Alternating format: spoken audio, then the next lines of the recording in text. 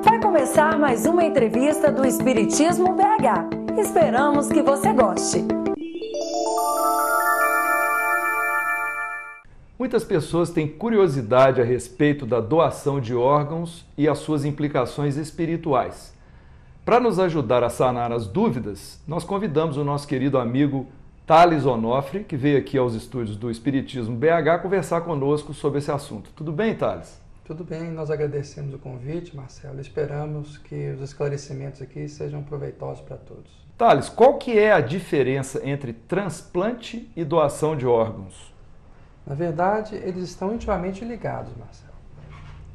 Você precisa primeiro de ter uma doação para haver o transplante. O que é uma doação de órgãos?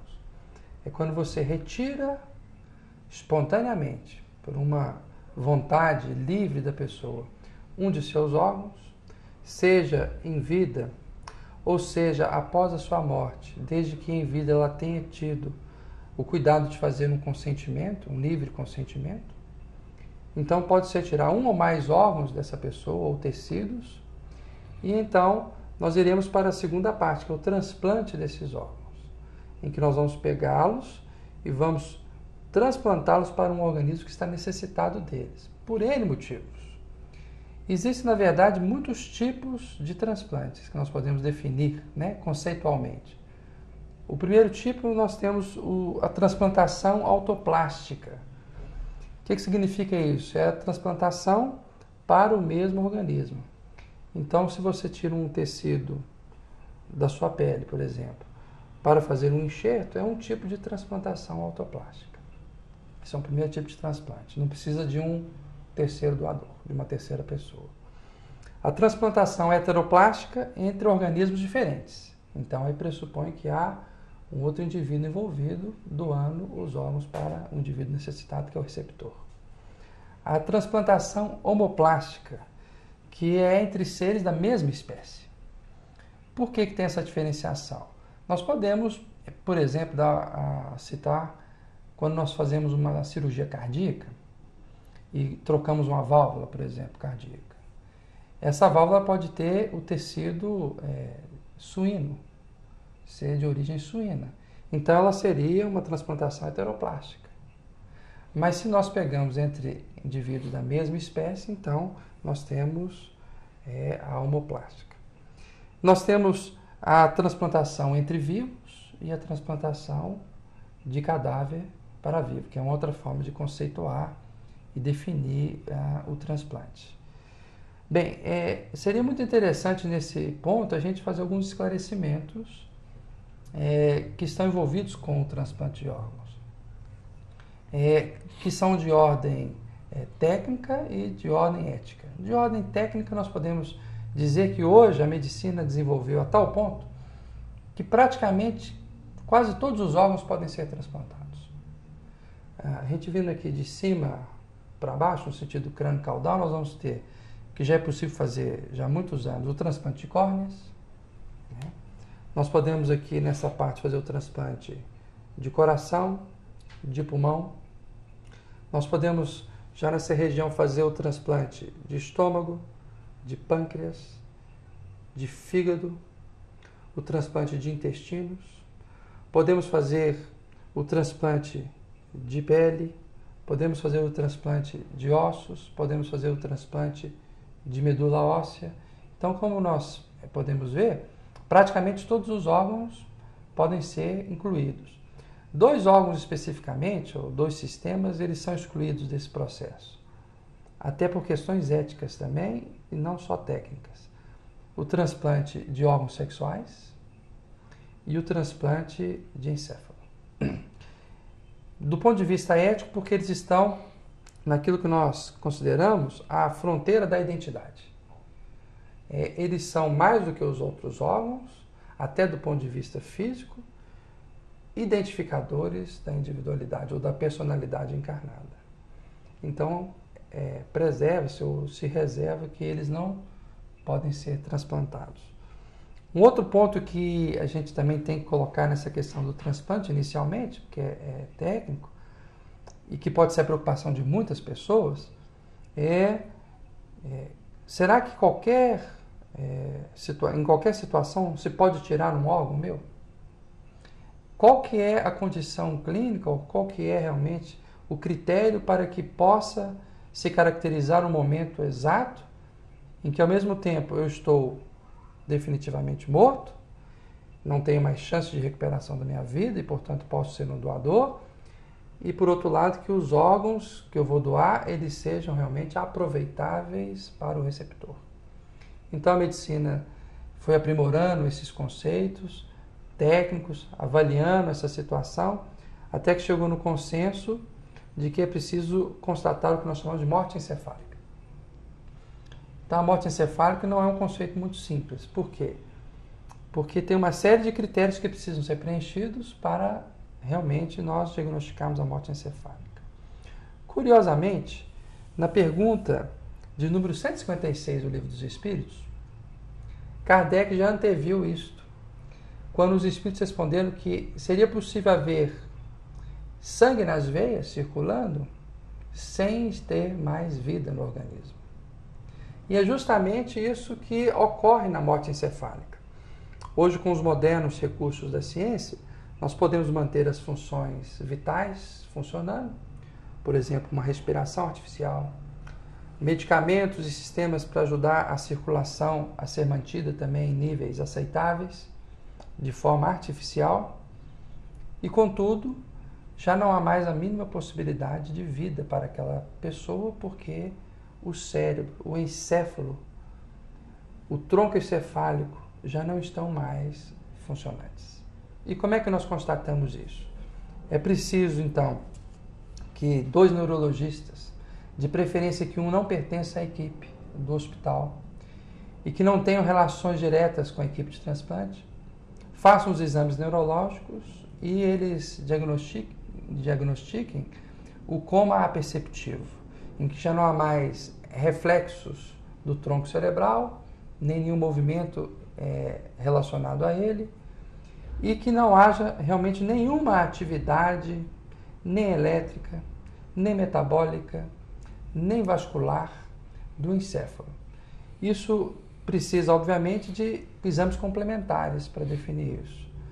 Do ponto de vista desses exames, a parte elétrica é avaliada pelo eletroencefalograma, a parte vascular, principalmente pela angiografia cerebral e também, mais modernamente, alguns têm utilizado a ultrassonografia, né, com Doppler, e, finalmente, a parte metabólica com o PET scan.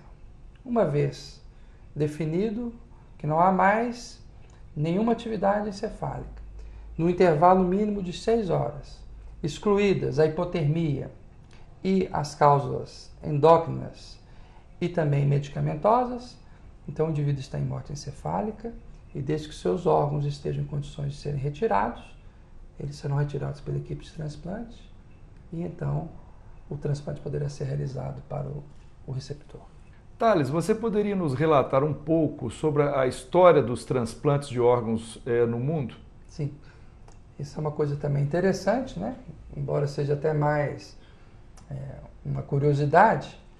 E nós podemos começar com o mito da fênix, porque ele é que traz ou evoca para nós essa questão dos transplantes. Porque a fênix é aquela ave lendária que, uma vez morta, consumida pelo fogo e virando cinzas, ela ressurge das cinzas. É mais ou menos o que acontece com aquela pessoa que está na fila de transplante, né? Ela já foi desenganada pela medicina, ela está precisando frequentemente de um órgão vital, que se ela não receber, ela corre o risco de não sustentar a sua vida orgânica. E quando ela recebe esse órgão, então ela pode agora ter um tempo de sobrevida com aquele órgão. Pois bem, dentro da história dos transplantes, há relatos de que mais ou menos 800 anos antes de Cristo já havia tido um procedimento na Índia de se pegar a pele de um doador e fazer um enxerto, né, um transplante de pele de um nariz que estava com problemas estéticos naquela época. Isso foi mais ou menos 800 anos antes de Cristo. Há um quadro, se não me engano, de um senhor, de um artista chamado Fra Angélico. Eu não conheço pessoalmente, mas há um relato em que ele descreve os santos Cosme e Damião pegando a perna de um etíope negro que havia morrido e transplantando-a para um outro indivíduo, segundo eles, o diácono Justiniano, que estaria dormindo. Então é um relato histórico, mas na verdade simbólico também, né? Mas remontando já, evocando essa questão do transplante. Bem, do ponto de vista científico, propriamente dito, mais recentemente na medicina moderna, em 1954, em Boston, nos Estados Unidos, o Dr. Joseph Murray, ele pela primeira vez fez um transplante renal, né, de gêmeos idênticos. E por que isso ocorreu? Porque naquela época ainda não haviam sido desenvolvidas as drogas imunossupressoras. Então as tentativas de transplante até aquele momento, elas eram frustradas, né, não só pelas dificuldades técnicas, mas sobretudo pelo grande monstro aterrorizador que era a rejeição. Então não tinha como controlar a rejeição, e ele utilizou então esse artifício de fazer o transplante entre gêmeos idênticos, justamente porque havia uma grande compatibilidade das células, né, do sistema imunológico, de tal maneira que, né, aumentaria muito as chances de não se haver rejeição. Em 1954, aqui no Brasil, se fez o primeiro transplante de córnea. E em 1968, aqui no Brasil também, se fizeram transplantes renais, cardíacos e também fez de fígado, né? A partir de 1967, quando surgiram as drogas imunossupressoras, então houve um grande impulso nos transplantes em todo o mundo, e aí eles passaram a ser feitos praticamente na grande maioria dos países que detinham a técnica do transplante. Convém ressaltar ainda que em 1967, na África do Sul, houve um transplante cardíaco, o primeiro transplante cardíaco no mundo, feito pelo Christian Barnard, com grande sucesso, porque ele detinha a técnica operatória, e nessa época estavam surgindo então também as drogas imunossupressoras. E apenas fatores materiais determinam a boa condição de um órgão que está para ser doado? Então nós vamos agora esclarecer o que são essas condições materiais e que outros aspectos que a medicina por enquanto desconhece, mas que um dia ela virá a conhecer e considerar também importantes dentro dessa questão dos transplantes. Quando se retira um órgão, né, existem alguns fatores que precisam ser avaliados. Primeiro, a viabilidade desse órgão, né? Então, como é que a gente vai avaliar? As condições clínicas do doente. Se é um doente que sofreu determinadas injúrias, provocando, por exemplo, a isquemia prolongada dos órgãos, o sofrimento prolongado desses órgãos, muito provavelmente eles não terão condições adequadas para serem aproveitados. Então, não são todas as pessoas que morrem que podem ser doadoras em potencial. Além disso, nós temos outras questões que são também de ordem de exames complementares que precisam ser feitos para ver se não há determinados agentes infecciosos que poderiam estar presentes nesses órgãos, por exemplo, hepatite C, hepatite B, que podem inviabilizar o transplante de um fígado. Algumas doenças, como câncer, às vezes metastático, que pode estar presente em vários órgãos, então não convém aproveitar esses órgãos, mesmo que macroscopicamente às vezes não tenham ainda identificado as metástases, né? Doenças como a AIDS, né? São doenças também graves. Então tem uma série de fatores que precisam ser considerados. Agora, além disso, nós sabemos que o nosso corpo ele não é puramente matéria. Então nós estamos envoltos dentro de um campo de energia, né? E nós espíritas sabemos de forma mais particularizada que existe o perispírito, o corpo espiritual. Então, as nossas células físicas, elas têm uma contrapartida no perispírito. Assim como cada órgão físico tem a sua contrapartida no perispírito. Isso quer dizer o quê? Que não basta o órgão físico estar aparentemente saudável e bom. Ele vai ser influenciado pela condição do perispírito. Mas muitos poderão dizer, mas uma vez retirado, já não tem mais aquele perispírito, então não tem problema.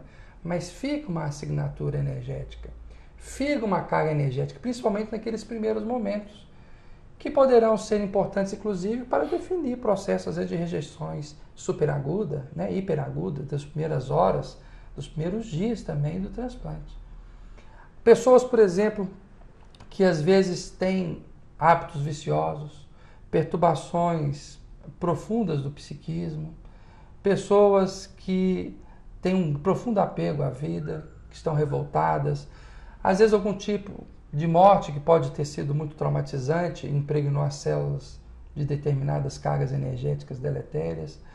Tudo isso a medicina, por enquanto, desconhece e às vezes não percebe que pode estar participando de processos sutis relacionados às dificuldades do receptor de manter aquele órgão com vitalidade, de não fazer a rejeição. Mas, por enquanto, nós não temos instrumentalidade para definir com precisão, com objetividade, qual o papel realmente que desempenham esses fatores, mas nós sabemos que eles existem. E é até difícil de fazer esse tipo de consideração no momento de se definir uma doação de órgão. Claro. Como é que você vai analisar a moral, os vícios, a vida do doador? Só complementando, como uma curiosidade para os nossos telespectadores aí, o transplante, por exemplo, de córnea, você pode retirar uma córnea e ela aguarda até 6 dias para ser transplantada. Já um coração, apenas 4 horas. Então, cada órgão tem o seu tempo de viabilidade, o seu tempo ideal de ser transplantado, e isso também tem que ser observado. Então, por exemplo, um coração retirado, mesmo que você coloque em congelamento... 4 horas. 4 horas.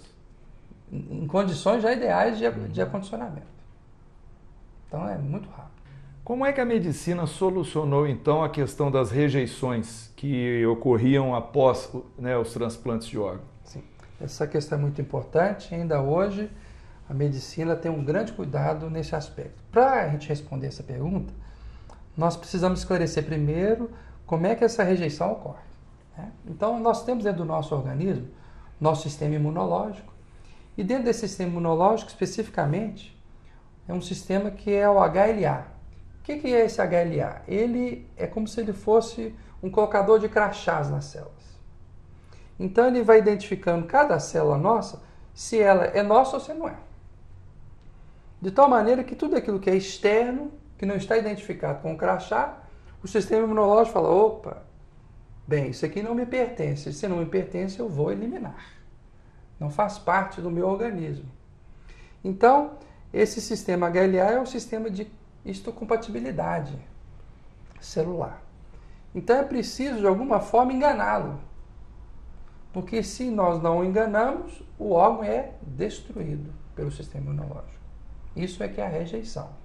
Até a década de 60, não existiam medicamentos desenvolvidos para enganar esse sistema, para fazer a imunossupressão. Então, se fazia um transplante e, às vezes, nas primeiras horas, já havia rejeição. À medida que foram desenvolvendo as drogas, que são basicamente a azatioprina, a ciclosporina, os corticoides, né? Existem outras drogas mais modernas, mas basicamente esse arsenal básico. Então, nós conseguimos enganar esse sistema e impedir, em muitos casos, ou abrandar bastante a rejeição. Então, a partir da década de 80, por exemplo, era, em média, um transplante dava uma sobrevida de 1 ano. Já nos últimos anos, nas últimas décadas, nós temos relatos aí de 10 até 30 anos de sucesso do transplante. Um transplante que hoje dura pelo menos 10 anos é considerado um transplante de sucesso. Thales, assim como há então essa rejeição no campo biológico, é possível haver rejeição no campo do perispírito num determinado transplante? Sim. Então, para nós entendermos isso, nós temos que entender o modelo organizador biológico. O que é o modelo organizador biológico? É o perispírito. Qual que é a função desse modelo organizador biológico na nossa vida quando nós estamos encarnando? Quando nós vamos encarnar, o nosso perispírito, quando nós estamos na situação de erraticidade, ele sofre uma redução volumétrica. Então, todos os órgãos e tecidos também se contraem para o momento da ligação com o ovo ou o zigoto.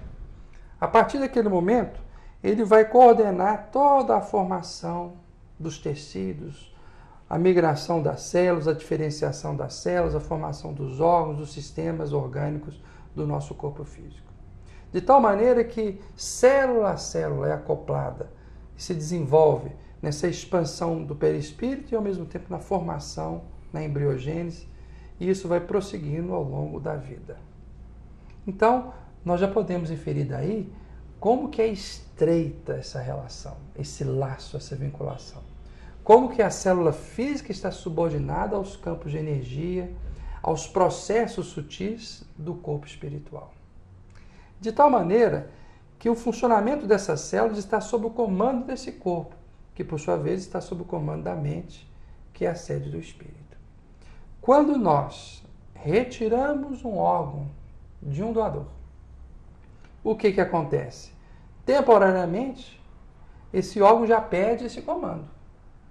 Ele é arrancado desse campo de energia dele. E essas células ficam à deriva por um determinado tempo, lapso de tempo. Então nós colocamos ele agora em um outro ambiente energético. Dentro de um campo de energia, dentro de um comando perispiritual que não o reconhece no primeiro momento. Então, até haver este reconhecimento, existe um tempo e uma adaptação.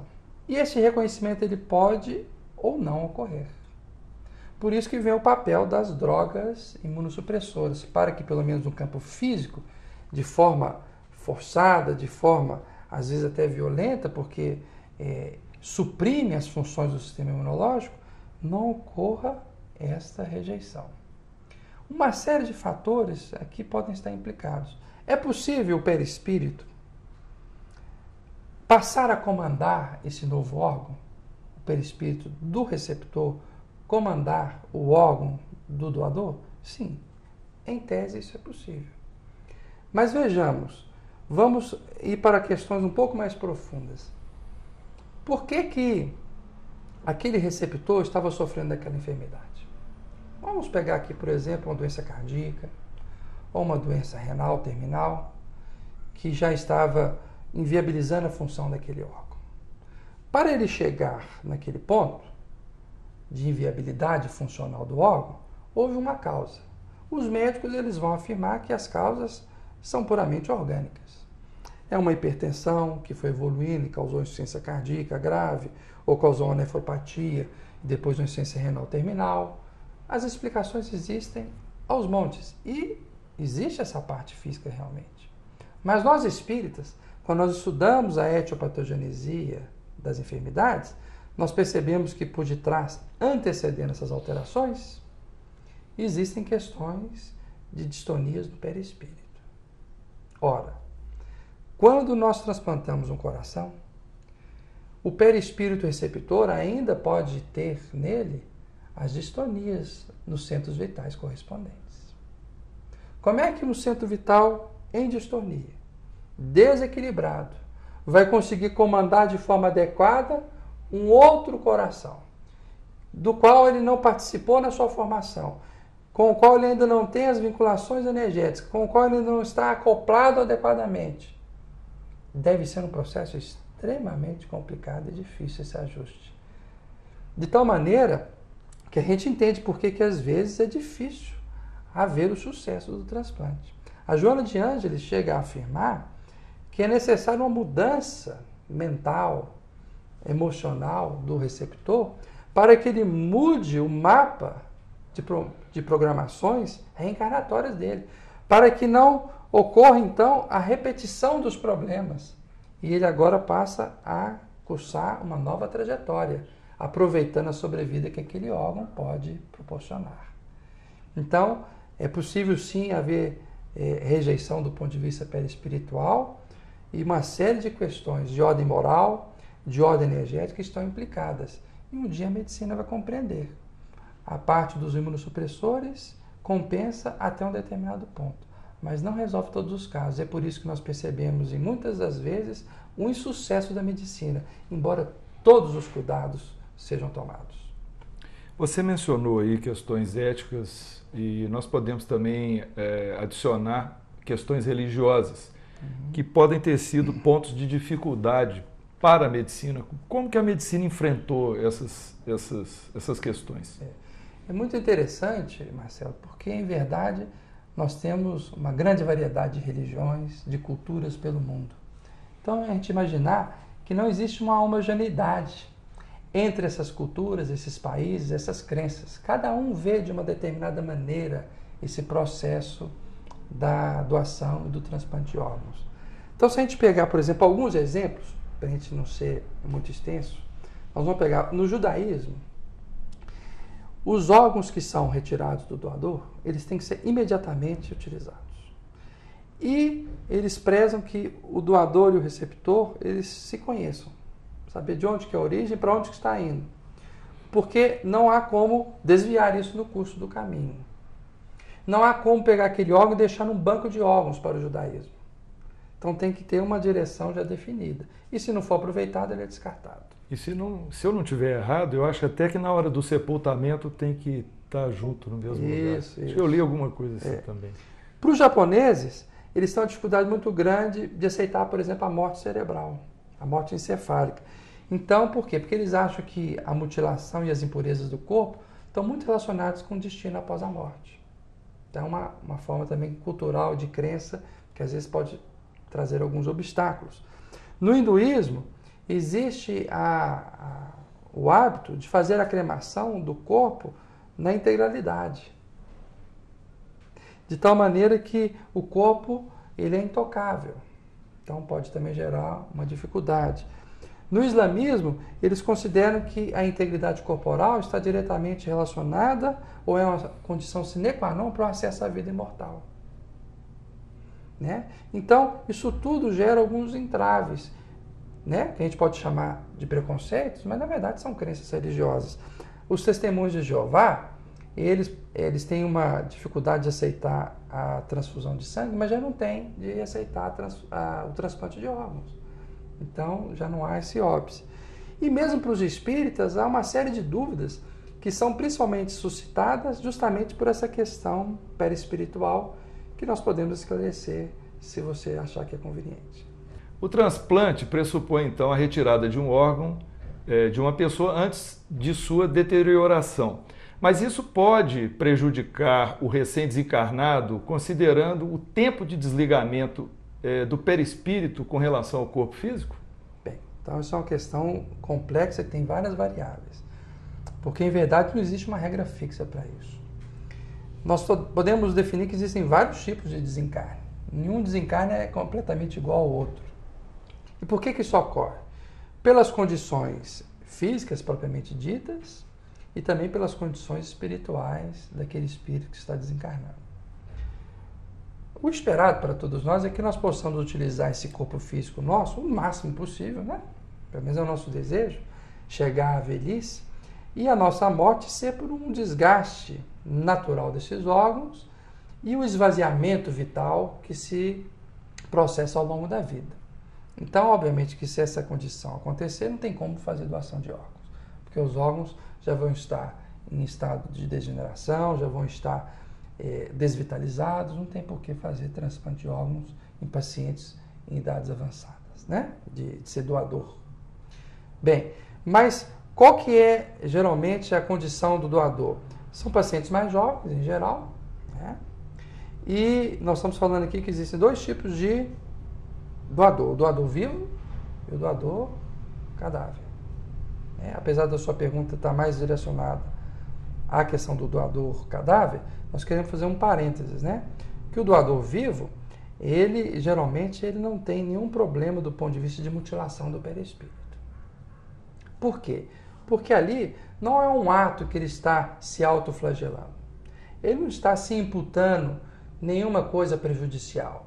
Ele está num ato de puro sacrifício por amor. Generosidade, né? Generosidade, altruísmo. De tal maneira que isso aí não tem implicação nenhuma sobre o perispírito. Porque a lesão perispiritual, ela passa pela lesão da consciência. E nesse caso não há. Bem, mas voltando à questão do doador cadáver, o que nós vamos perceber? Que geralmente são pessoas mais jovens, né? Que eram rígidas previamente, de preferência, ou pelo menos que os órgãos que forem serem retirados delas não tem nenhum tipo de lesão, não tem nenhum tipo de disfunção mais significativa que impeça de serem usados para um transplante. Então essas pessoas, elas costumam, quando elas têm esse desencarne, ter ainda muita vitalidade no corpo. São pessoas que ainda não esgotaram, né, as reservas energéticas com as quais elas vieram para essa reencarnação. Então o desprendimento dessas pessoas poderá eventualmente, dependendo do gênero de morte, ser um pouco mais lento.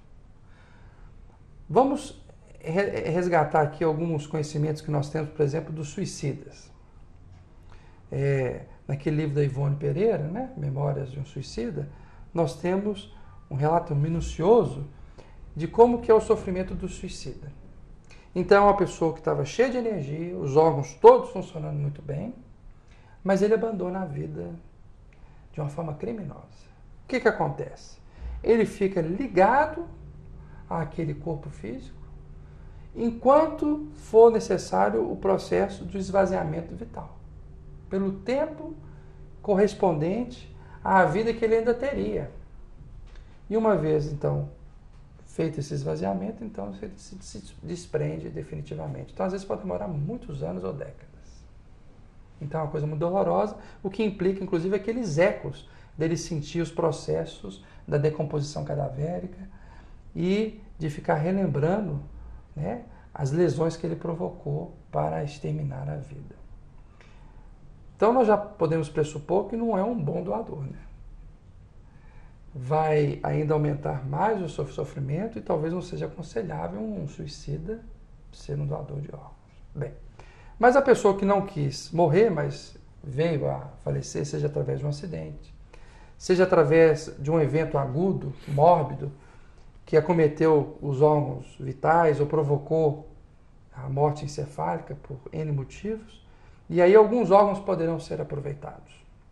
Bem, essa pessoa, ela está no seu processo de desprendimento. E que pode durar desde algumas horas até alguns dias. Vai depender do quê? Vai depender da vitalidade do corpo e vai depender do seu desapego à matéria, do seu desprendimento da matéria e da vida carnal. Se for uma pessoa muito apegada às questões materiais, ao corpo físico, certamente que ele terá uma dificuldade maior de fazer esse desprendimento, ainda que assessorado e auxiliado pelos técnicos da espiritualidade responsáveis por esse desprendimento. Então é muito importante, nós já podemos deduzir daí, que não basta dizer, eu quero ser doador. A pessoa que se compromete a ser doadora, ela tem que pensar nas implicações e na atitude que ela tem que ter na vida. Ela tem que viver como realmente uma pessoa doadora para a vida. Uma pessoa desprendida, uma pessoa com valores morais adequados, uma pessoa que desenvolve o altruísmo de forma realmente verdadeira e legítima. Para que quando ela vier a falecer, em qualquer momento, às vezes de forma inesperada, ela esteja em condições espirituais de se desprender facilmente. E então a doação de órgãos para ela não terá nenhuma repercussão mais ela grave. mesma não vai sentir falta, nem Não se vai. sentir ultrajada de... Né, Mas se essa mesma pessoa, ainda que ela tenha consentido, às vezes de forma pouco pensada, ou não tenha se preparado adequadamente, ela doa, se coloca na condição de doadora, mas as suas condições no desencarne são precárias, ela poderá ter uma dificuldade. E o amparo para essa pessoa terá que ser ainda maior. Certamente que existe esse amparo, porque da mesma maneira que existem as equipes físicas para fazer o transplante, existem as equipes espirituais que amparam essas equipes e que ajudam no processo de desencarnação, principalmente aqueles que são doadores. Mas às vezes as situações não serão ideais, serão situações contornáveis para minimizar os impactos sobre a entidade desencarnante. Thales, desculpa, eu queria fazer um adendo seguinte, como é que fica o caso da pessoa que desencarna e um parente vai lá e autoriza a doação de órgãos? Não vamos falar em termos legais, vamos falar nessas questões espirituais. Sim, então veja bem, às vezes o familiar de muita boa intenção, querendo ser altruísta, ser generoso, ser caridoso, às vezes se preocupando, às vezes até com uma pessoa conhecida, né? Ou não, ou pensando assim, já que meu filho foi, minha filha, meu marido, Então eu vou fazer com que a sua morte pelo menos seja útil. Bem, isso é uma coisa muito bonita. Mas será que aquela pessoa está preparada para isso? Às vezes não é desejo dela, ela não tinha o menor desejo de morrer. Ela não tinha a menor intenção. Às vezes ela está profundamente apegada ao corpo físico, à família, aos bens materiais. Imagina para ela a dificuldade que vai ser de ver o seu corpo sendo violado, sem a sua permissão. Pode gerar revolta, pode gerar indignação e agravar ainda mais o seu estado perispiritual e espiritual nos primeiros momentos do desencarne, ainda aumentando mais o trabalho das equipes de socorro espiritual.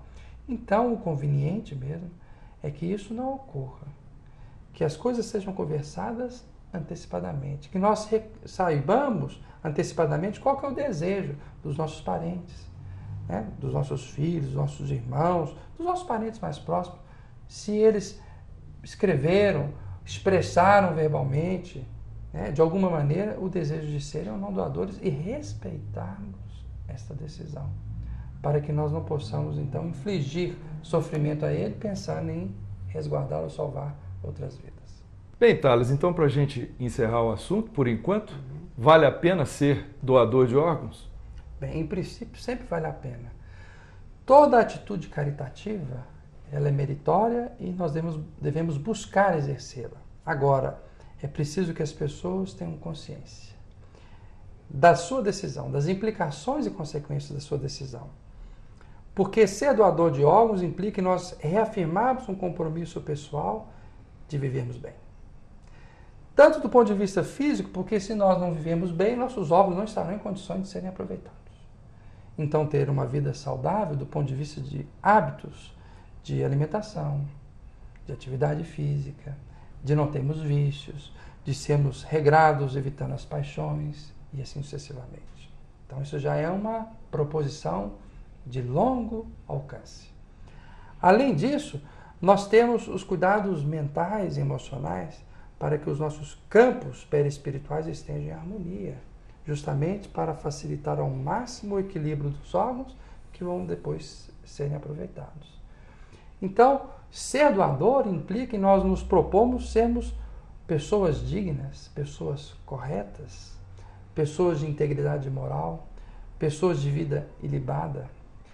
Obviamente, nós não vamos virar anjos para sermos doadores de órgãos, não é isso, não é essa a proposição, mas é buscarmos, como Kardec mesmo afirma, né, na conceituação de bons espíritas, de nós domarmos as nossas más inclinações, as nossas paixões, para que nós possamos, então, fazer o esforço da reforma interior. Então, doar órgãos é muito bonito. Quem dera se todas as pessoas pudessem ser doadoras, estivessem em condições. Mas eu creio que a humanidade ainda engatinha na compreensão das consequências da doação de órgãos. Ela ficou deslumbrada, talvez, com a técnica avançada, com as possibilidades inimagináveis para ela poder prolongar a vida, dar sobrevida às pessoas, melhorar a qualidade de vida das pessoas, mas tem que reconhecer os processos que estão envolvidos, tanto para aquele que está doando, e também as reflexões profundas daquele que chegou ao ponto de precisar de receber um órgão de transplantação. Porque essa pessoa chegou lá por seus próprios pés espirituais. Não foi por acaso que ela chegou naquela condição.